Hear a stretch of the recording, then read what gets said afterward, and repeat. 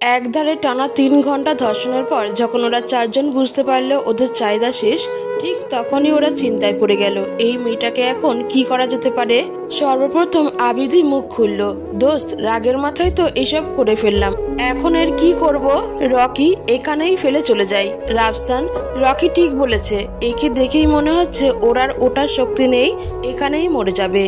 Johnny, কিন্তু যদি কোনো মানুষ এখানে আসে অথবা যদি ওই কোনো মতে বেঁচে যায় তবে আমাদের কি হবে একবার ভেবে দেখেছিস? রকি, তাহলে কি করব? তাড়াতাড়ি ঠিক কর। জনি, এখানেই মাটি চাপা দিয়ে দেই, তোরা কি বলিস? রাফসান, তাই কর, ওকে মেরে ফেল। কিন্তু কে মারবি ওকে? ওদের মধ্যে সবচেয়ে সাহসী ও সাইকো হলো জনি। ওর আবার কথায় কথায় মারামারি খুন খারাপি করার অভ্যাস, সবসময় দাঙ্গা ফাসাদের আগে ওই থাকে। এবারও ব্যতিক্রম হলো না। শেষে জনি বলল, আমি যাচ্ছি। এই কথা বলেই জনি চলে গেল তুলির কাছে। ততক্ষণ তুলির একটু জ্ঞান ফিরেছে। অবশ্য এতক্ষণ তুলির চোখ বন্ধ থাকলেও ওদের সমস্ত কথাই ওর ব্রেন পর্যন্ত পৌঁছাচ্ছিল। অতঃপর তুলি চোখ মেলে তাকিয়ে দেখে জনি ওর দিকেই এগিয়ে আসছে। তখন তুলি কোনো রকম বিড়বিড় করে বলল, প্লিজ আমাকে মারবেন না, আমি কথা দিচ্ছি আপনাদের কারো বিরুদ্ধে আমি কিছুই করব না, আমাকে যেতে দিন প্লিজ প্লিজ। তুলি কথা বলতে বলতে বসার চেষ্টা করে এবং সমস্ত শক্তি দিয়ে দাঁড়াবার চেষ্টাও করে, কিন্তু না, ও পারে না। কারণ ততক্ষণে জনি ওর কাছে এসে কাঁধের উপর একটা পা দিয়ে দাঁড়িয়ে যায় আর খুব তীক্ষ্ণ ওই হিংস্র কণ্ঠে বলে, তুই যে আমাদের জন্য বড় বিপদ। তুলি, আমি কথা দিচ্ছি আমার দ্বারা আপনাদের কোনো বিপদ হবে না, আমি কাউকে কিছু বলবো না, এ নিয়ে আর কোনো কিছুই হবে না, প্লিজ আমাকে ছেড়ে দিন। জনি, তোর কথাই আমাদের কোনো বিশ্বাস নেই, তোকে তো মরতেই হবে। তুলির সাথে জনি কথা বলতেছিল আর চোখের ইশারায় রকিকে দিয়ে একটা বড় পাথর চেয়ে নিল। তুলি দেখতে পাচ্ছিল সেই বড় পাথরের চাইটা ওর মাথায় বড় বড় ছুটে আসছে, তাই সে চোখ বন্ধ করে বাঁচার চেষ্টাতে আকুতির সুরে বলে উঠল, প্লিজ। কিন্তু না, আর কিছু বলতে পারলো না। ততক্ষণে জনি ওর মাথায় পাথর দিয়ে আঘাত করেছে। তুলির মাথা ফেটে চৌচির হয়ে গেছে, সম্ভবত কয়েক সেকেন্ডের মধ্যে মরেও গেল। ওরা চারজন মিলে তুলিকে ওখানেই মাটি চাপা দিয়ে দিল, আশেপাশে সমস্ত চিহ্নগুলো মুছে দিল। এমনকি মাটি চাপা দেওয়ার পর তার উপরে লতা পাতা ছিটিয়ে আগের মতো করে দিল।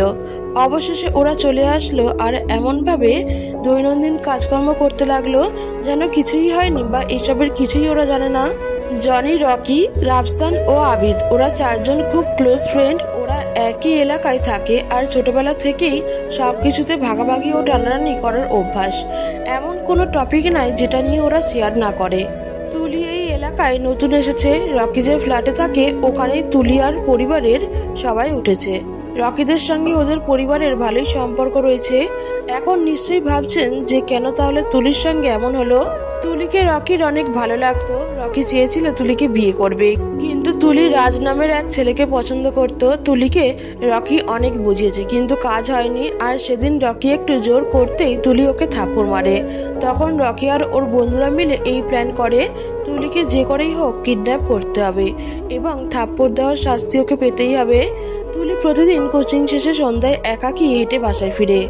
আজও তার ব্যতিক্রম হলো না, শুধু যোগ হলো আরো চারজন, মানে রকি ও তার বন্ধুরা ওকে ফলো করতে করতে আসছিল। তুলি যেই একটা গলির ভেতরে এসেছে তখনই ওরা আচমকা ওকে ক্লোরোফর্ম দিয়ে অজ্ঞান করে ফেলে।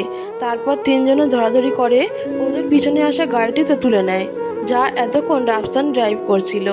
অতঃপর ওই জঙ্গলে নিয়ে যায়। তুলির জ্ঞান ফেরার পর রকিদের কাছে অনেক মিনতি করে কিন্তু ওরা কোনো কথাই শোনে না। তারপর চলে উপর্যুপরি গ্যাংরেপ ও অমানসিক নির্যাতন, যা আপনারা ইতিমধ্যেই জেনে গেছেন। তো এবার নিশ্চয়ই বুঝতে পেরেছেন এই ঘটনাটি।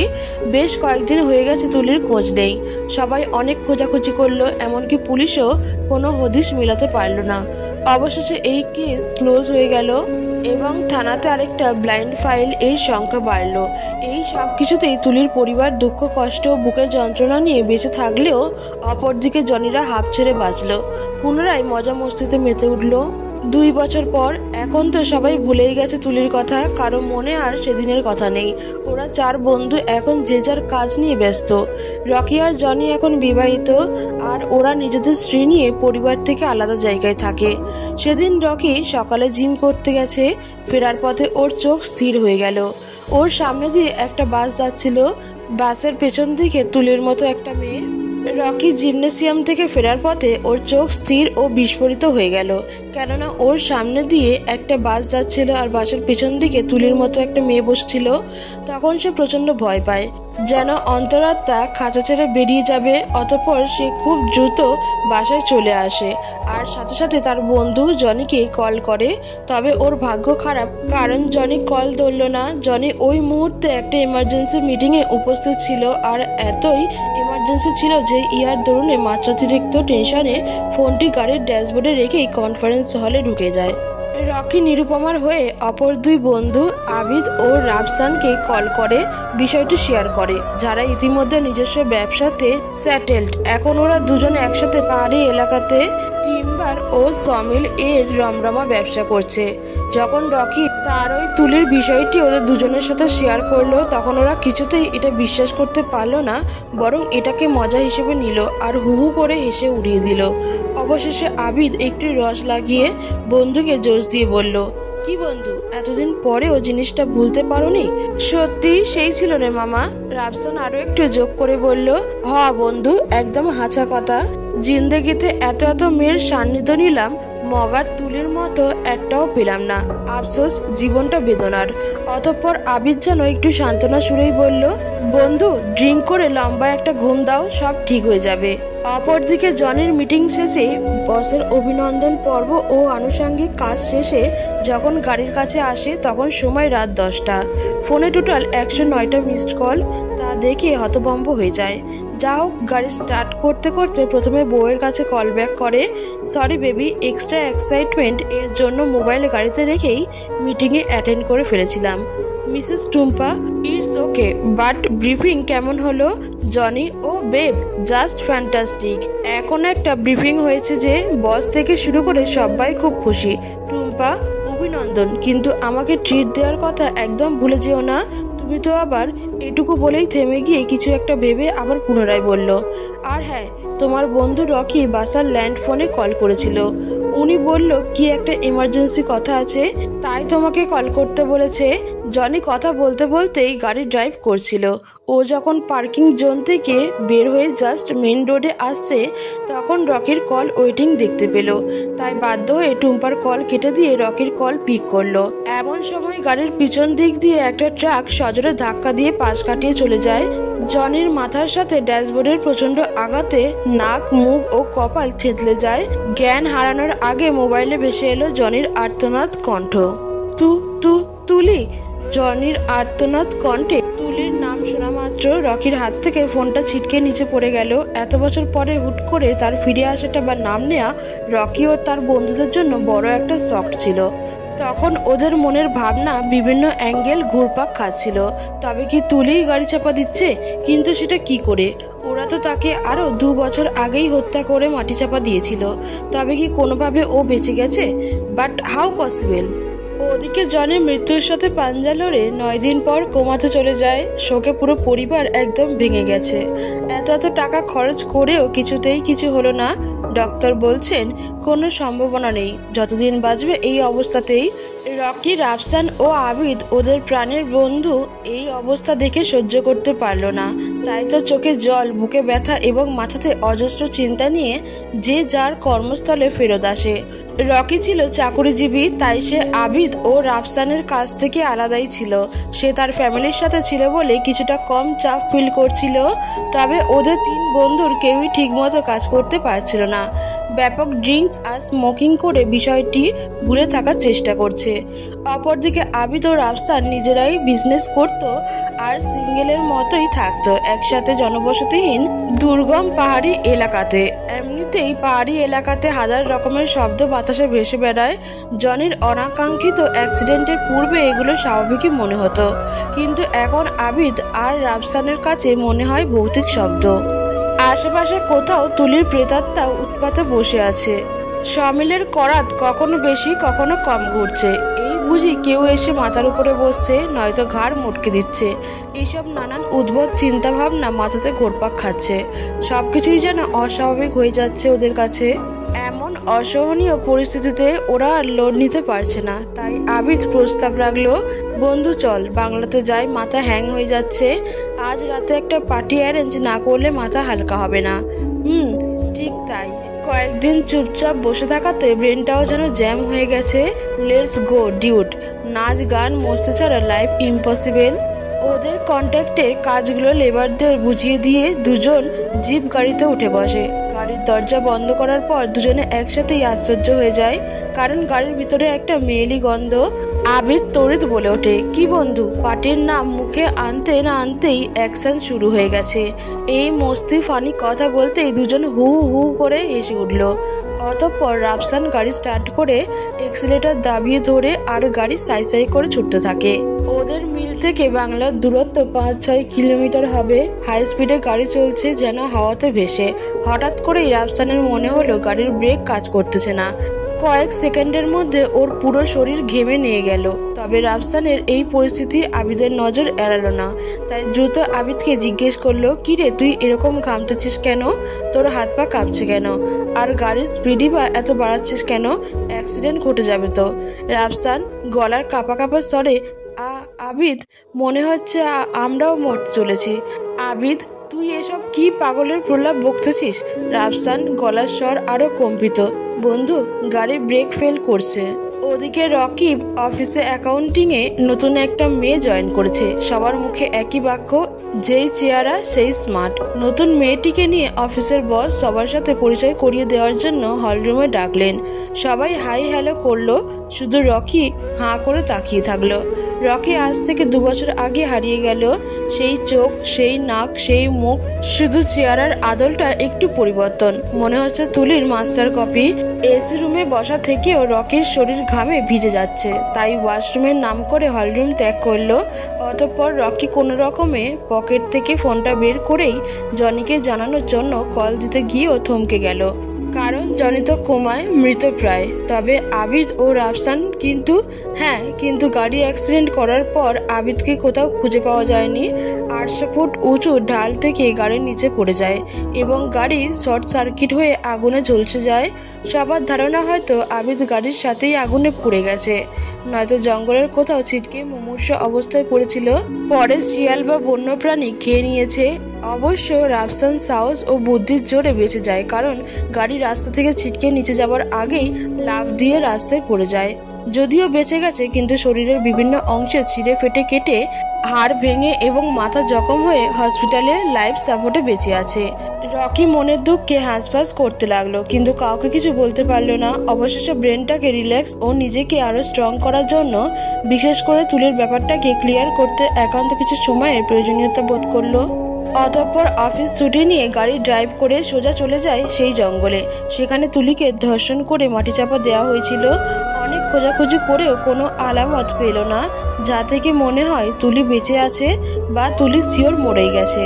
হতাশাগ্রস্ত হয়ে গাড়ি নিয়ে ব্যাক করতে যাচ্ছে, এমন সময় দেখতে পেল বোরকা পরা একটা মেয়ে দৌড়ে গাড়ির দিকে ছুটে আসতেছে। এই গহীন জঙ্গলের ভিতর মেয়েটার উপস্থিতিতে রকি যেন চমকে গেল। তেমনই শিহরিত হলো। ঘটনাটা কি? মেয়েটা দৌড়ে এসে গাড়ির সামনে দাঁড়ালো। রকি ড্রাইভিং সিটে বসেই গ্লাস ডাউন করে বলল, এনি প্রবলেম? মেয়েটা কোনো উত্তর দিতে পারছে না, শুধু হাঁপাচ্ছে। বড় বড় শ্বাস প্রশ্বাসের শব্দ এত দূর থেকেও রকি স্পষ্ট শুনতে পেল, আর সেই সাথে বিশেষ কিছু অঙ্গের ঘন ঘন উঠানামা, যা দেখে রকির ভেতরটা সেই জানোয়ারটা জেগে উঠল। ওর চেতনাদণ্ড বারবার জানান দিচ্ছিল, রকি এমন সুবর্ণ সুযোগ ওর সময় পৃথিবীতে দ্বিতীয়বার আর আসবে না।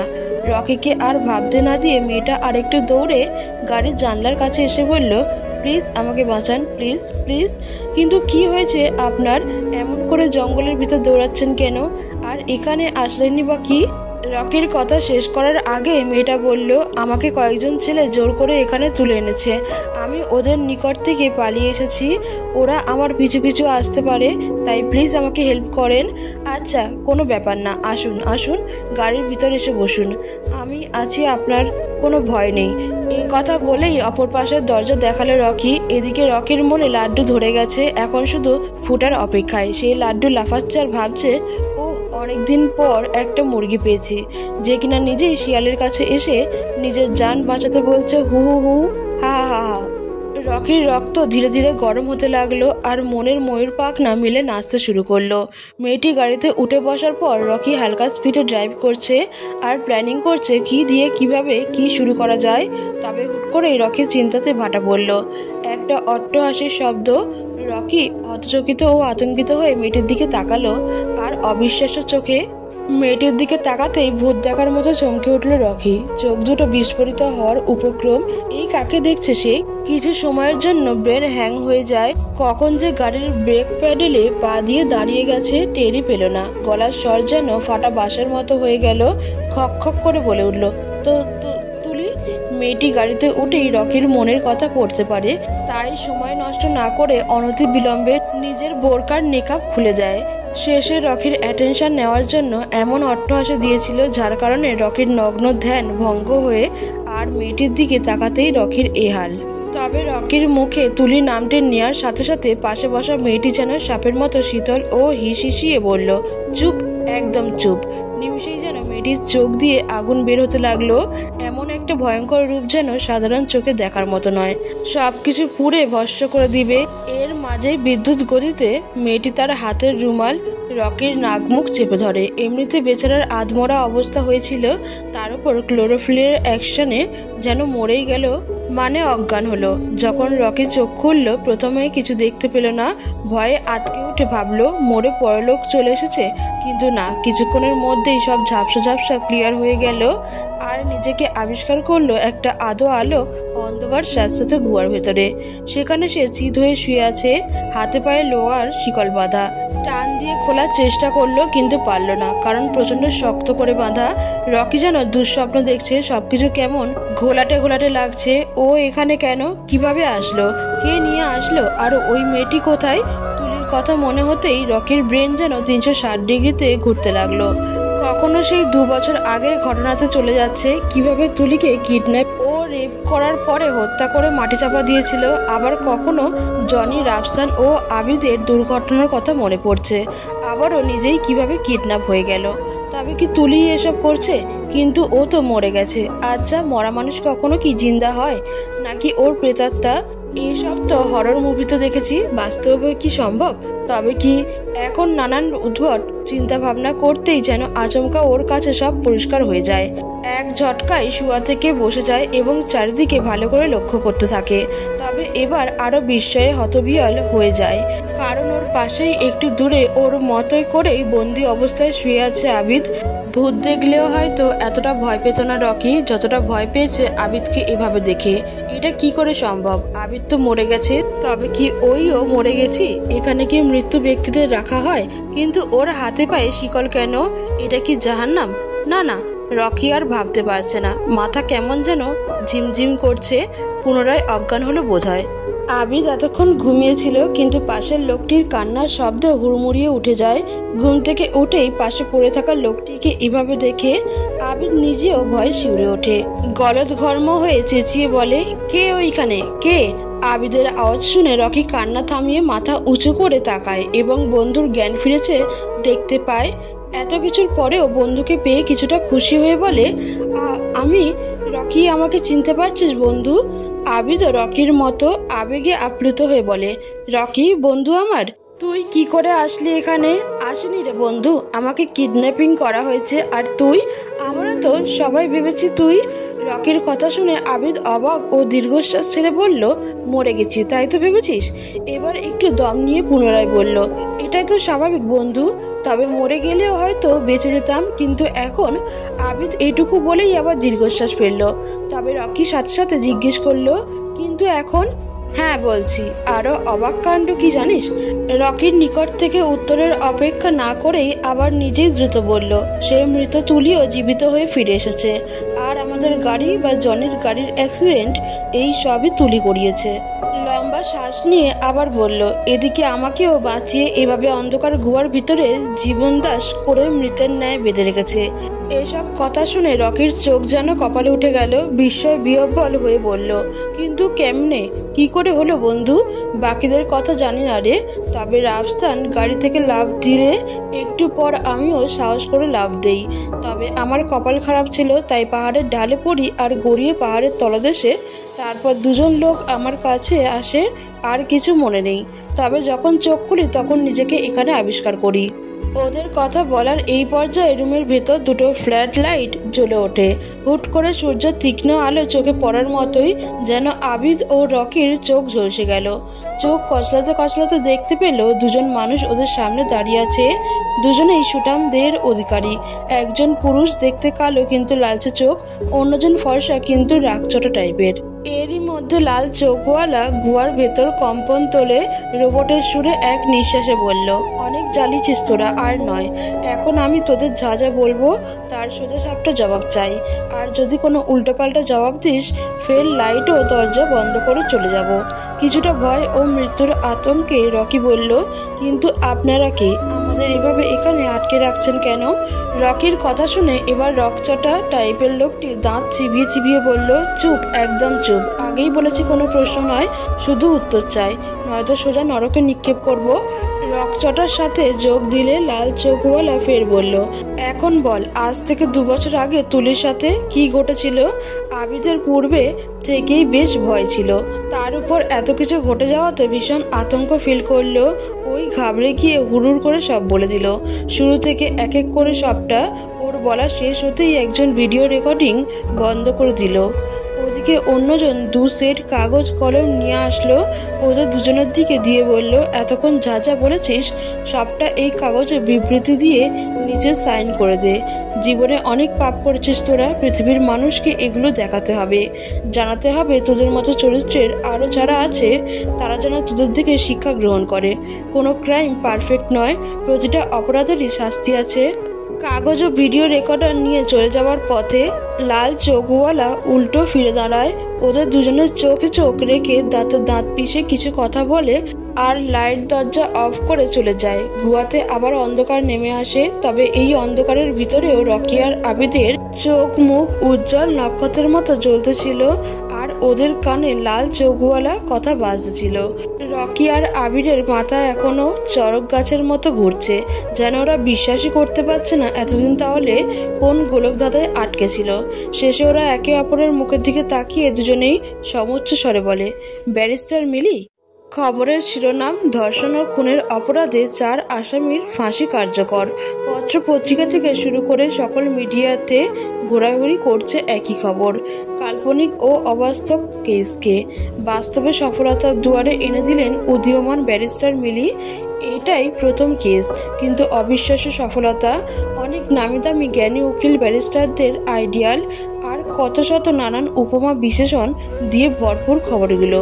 সুপ্রিম কোর্ট থেকে মাত্র 3 দিনে রকি, রাফসান, আবিদ ও জনির ফাঁসির আদেশ কার্যকর করিয়েই ছাড়লেন ব্যারিস্টার মিলি।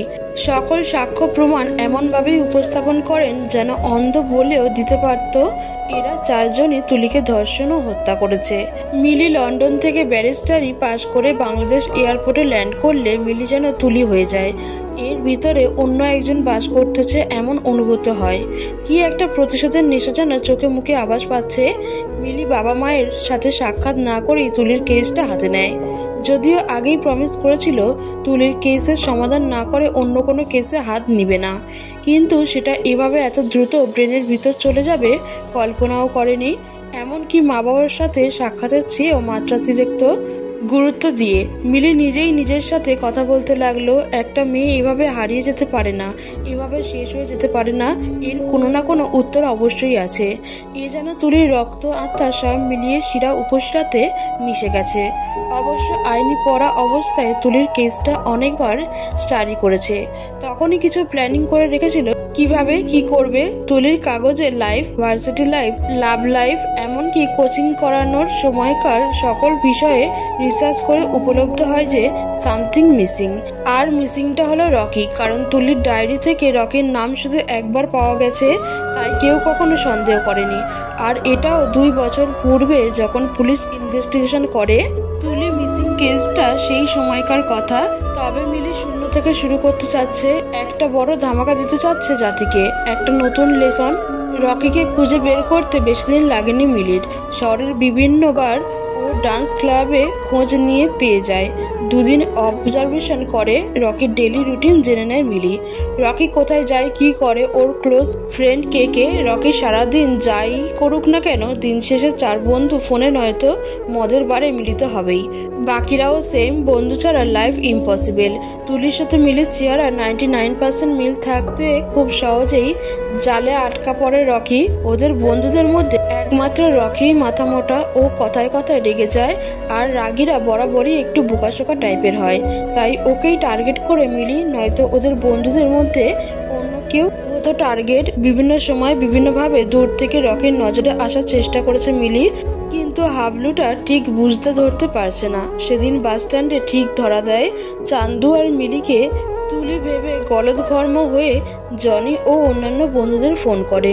ওদের 4 বন্ধুর ফোনই আগে থেকে ট্র্যাকিং করে রেখেছিল মিলি, তাই ওদের সমস্ত কথাবার্তা রেকর্ড হয়ে যায়। সব শোনার পর মিলির শরীর যেন তুলির অশরীরী আত্মা ভর করে। আর সেই সময় রকি, রাফসান ও আবিদ সেফ প্লেসে থাকতে টার্গেট হয় জনি। জনির অ্যাক্সিডেন্ট ঘটানোর পর শিকার হয় আবিদ ও রাফসান। মিলিকে এই সমস্ত কাজে একজন ড্রাইভার ও টেকনিশিয়ানের যথেষ্ট হেল্প করেছে, যদিও টাকার বিনিময়ে লাল চোখওয়ালা ড্রাইভার আর ফর্সা টেকনিশিয়ানটা। ওদের শাস্তি ও তুলি সম্পর্কে সমস্ত তথ্যাদি সংগ্রহ করার পরে কেসটা কোর্টে তোলা হয়। তারপরই ফাঁসি কার্যকর। জর্জের কাছে মিলির শেষ বক্তব্যটা এমন ছিল, মি লর্ড, কোনো ক্রাইমই পারফেক্ট নয়, কোনো ক্রিমিনালই পারফেক্ট না। আমরা যদি কোনো রকম সুতা ধরে টান দিতে পারি, পুরো লাটাই চলে আসবে। শুধু দরকার সদিচ্ছা। যদি বসে থাকলেও সরকার টাকা দেয়, তবে কি দরকার পরিশ্রমের? বরং বসে বসে Facebook, Messenger, WhatsApp, Viber, imo, TikTok সহ সকল সোশ্যাল মিডিয়াতে মাস্তি করি, মাস শেষে বেতনটা পাবই। আমাদের সিস্টেমটাকে চেঞ্জ করতে হবে মি লর্ড। যেখানে সিনিয়র অফিসার ঘুষ খাবে, সেখানে জুনিয়ররা তো লুট করবে, এটা স্বাভাবিক। আমরা ছোটরা বড়দের থেকে শিখি, সেজন্য প্রত্যেক সিনিয়রের নৈতিক দায়িত্ব হবে নিজে ভুল কিছু করব না এবং আমার অধীনস্থদেরও ক্লিন অ্যান্ড হলি রাখবো। পেশাকে টাকাতে নয়, বরং জীবনের অংশ হিসেবে ভালোবাসতে হবে। তবেই জয়, সফলতা, সম্মান, গৌরব ও অন্যান্য। এখন শুধু একটাই প্রশ্ন সবার মুখে, কে এই উদীয়মান সফল ব্যারিস্টার মিলি? কে সে? আজ থেকে 25 বছর পেছনে। মিলি, তোকে আমার খুব ভালো লাগে, চল না একদিন নৌকায় করি, নয়তো সিনেমা দেখতে যাই। সিয়াম, তুই আমার ক্লাসমেট, তাই তোর ভালোর জন্যই বলছি, তাড়াতাড়ি ভাগ এখান থেকে। তুলি যদি আশেপাশে থাকে, তোর কপালে বটিদার নিশ্চিত। যখন মিলির বয়স 10 বছর, তখন এই কথাটি বলছিল ওর সহপাঠী সিয়ামকে। তো এই কথাটি বলার পিছনে আরো অনেক কারণ লুকিয়ে আছে। তাহলে চলুন জেনে নেওয়া যাক এই গল্পের মূল রহস্য। তুলি আর মিলি যমজ 2 বোন, চলনে বলনে গঠনে একই রকম, তাই দুইজনের পছন্দ অপছন্দগুলো সেমই। তাই বরাবরই একই রকম জুতা, কাপড়, প্রসাধনী কিনে দিতে হয়। তাছাড়া ক্লাসের শিক্ষকও যদি একজনকে বেত্রাঘাত করে, অপরজনের ব্যথা অনুভূত হয়। বড়ই মিরাক্কেল ঘটনা। একবার কি হলো, মিলির একটা ছেলেকে খুব পছন্দ হয়েছে। তো ভালো লাগা থেকে ভালোবাসার প্রবণতা বাড়ছে, ভেতরে ভেতরে অনুভূতি, শিহরণ কাজ করছে। ও মা, সাথে সাথে তুলির শরীরেও ম্যাগনেটিক ভাবে শিহরিত হচ্ছে, যেন ওই তার প্রেমে হাবুডুবু খাচ্ছে। সেটা নিয়ে অনেক কেলেঙ্কারি ঘটনা ঘটেছিল ওদের 2 বোনের মধ্যে। সেই থেকে ওরা সবসময় সতর্কতা ও সমঝোতার সহিত দিন অতিবাহিত করার চেষ্টা করত, যেটাকে আপনারা শেয়ারিং কেয়ারিং বলেন আর কি। তবুও অনাকাঙ্ক্ষিতভাবে বিভিন্ন সময় বিভিন্ন রকম দুর্ঘটনা লেগেই থাকতো। অবশ্য আরও একটাই মিরাক্কেলের ব্যাপার ছিল, যদি ওরা কেউ কাউকে ছেড়ে দূরে থাকে, তখন আর এমন আজীব ঘটনা ঘটতো না। একবার তুলি খুব অসুস্থ হলো। অবশ্য ওরা একজন অসুস্থ হলে অন্যের উপরেও কিছুটা প্রভাব পড়ে। যাই হোক, থানা, জেলা, বিভাগীয় হাসপাতালে চিকিৎসা দিয়েও সুস্থ হলো না। শেষে তুলিকে নিয়ে দেশের বাইরে যেতে হয় উন্নত চিকিৎসার জন্য।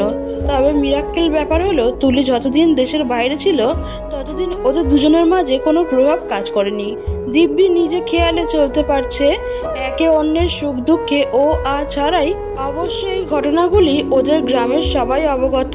তাই ওরা যখন HSC কমপ্লিট করে, তখন সবাই মিলে যুক্তি পরামর্শ দিয়ে দুজনকে আলাদা করার প্রসেসিং করে। অবশ্য মিলি খুব ভালো স্টুডেন্ট ছিল, তাই রেজাল্টও বরাবর ভালো করে। যেহেতু আলাদা, কারণ প্ল্যানিং চলছিল, তাই মিলিকে দেশের বাইরে পড়ানোর সিদ্ধান্ত নেওয়া হলো। স্টুডেন্ট ভিসায় কানাডাতে পাঠানো হলো। এদিকে তুলিও স্টাডি শেষ করে ঢাকাতে একটা কোচিং পরিচালনা করছে, পাশাপাশি জবের চেষ্টাও চালাচ্ছে। বাবা মায়ের সাথেই থাকে একই ফ্ল্যাটে, যেটা রকি, রাফসান, আবিদ ও জনিদের এলাকা। তুলি রাজ নামের একটি ছেলেকে লাভ করে, ওদের 5 বছরের রিলেশন এটা। অবশ্য ওরা দুজনেই একই বর্ষের স্টুডেন্ট ছিল, শুধু বিভাগ ভিন্ন।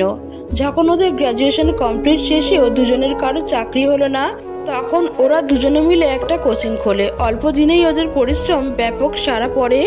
দিন ভালোই যাচ্ছিল, মুহূর্তগুলো উপভোগ্য ছিল, কারণ ওদের প্রেম করার জন্য লোকেশন সিলেক্টও ফ্রি টাইম করার মতো ঝামেলা পোহাতে হতো না। সব সময়ই সব জায়গাতে একে অন্যের সাথে বিন্দাস ছিল। কথায় বলে সুখের সময় খুব অল্প হয়, বাস্তবেও তাই ঘটনা ঘটল। কারণ রকির কুনজর পড়ে গেল তুলির উপর। অলিগলি, রাস্তার মোড়ে, এমনকি কোচিং অবধি ওর দৌরাত্ম্য বেড়ে গেল। যখন তখন পথ আগলে দাঁড়ানো, হাত ধরার চেষ্টা করা। সেদিন তো গলিতে তুলিকে একা পেয়ে জড়িয়েও ধরার চেষ্টা করে। কোনোভাবে রকিকে কন্ট্রোল করতে না পেরে শেষমেশ গালে থাপ্পড় মারতে বাধ্য হয়। রকি কোনো মতেই ইয়া মেনে নিতে পারেনি। গালে থাপ্পড় চরম অপমান, এ অপমানের প্রতিশোধ নিতেই হবে। প্রচুর ড্রিঙ্কস করে, মাথায় আগুন জ্বালিয়ে দেয়, আর সেই আগুনে ঘি ঢালতে বাকি বন্ধুরা তো ছিলই। শেষে 4 বন্ধু মিলে প্ল্যানিং করে যে করেই হোক তুলিকে এর খোসারত দিতেই হবে। তারপর তুলিকে কিডন্যাপও। মা বাবার কাছে তুলি ছিল সন্ধ্যা আরতি, কারণ ও যেখানেই থাকুক না কেন ঠিক সন্ধ্যায় আগে বাসায় চলে আসবে। তুলির বাবা ঘড়ির দিকে তাকিয়ে দেখে 8টা। টিভিতে খবর দেখতে দেখতে মেয়ের কাছে ফোন করে, কিন্তু নম্বর বন্ধ। যতবারই ট্রাই করছে বন্ধ দেখাচ্ছে।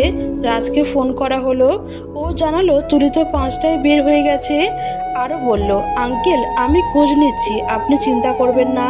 রাত 10টা, তুলির কোনো খবর নাই। মেয়ের জন্য অপেক্ষা করা থেকে এবার ভয় করা শুরু করলো। কোথায় যেতে পারে যে মেয়েটা সন্ধ্যার আগে বাসায় ফিরে? ঝড় বাদল যাই থাকুক, চিন্তা করে দিশেহারা অবস্থা মা বাবার। রাত 12টা, পুলিশ স্টেশনে বসা একটা পরিবার, সাথে রাজকেও দেখা যাচ্ছে। চোখে ঘুম নেই, মাথাতে হাজারো নেগেটিভ চিন্তা ঘুরপাক খাচ্ছে। এরই মধ্যে আবার পুলিশের কুরুচিপূর্ণ হাজারো প্রশ্নের জবাব দিতে দিতে ক্লান্ত ওরা।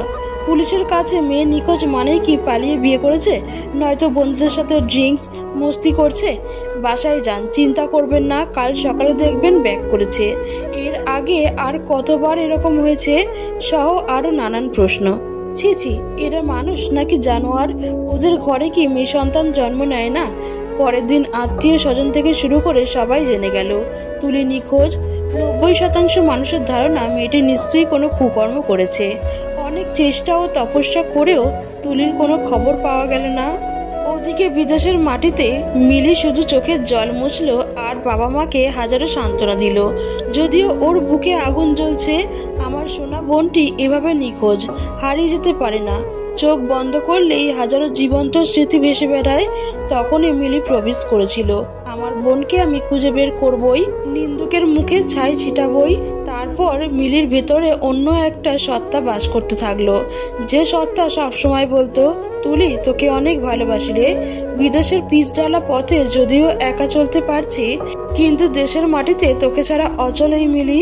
আমাদের শরীর ভিন্ন, কিন্তু আত্মা তো একটাই। তুই আমার আর একটি দেহ প্রাণ। আমরা সব সময় অশরীরী মায়াতে আবদ্ধ। তুই যেখানে আমি সেখানে, কখনো ছেড়ে থাকতে পারবো না। যার দরুন আজ ওদের 4 জনেরই ফাঁসি কার্যকর।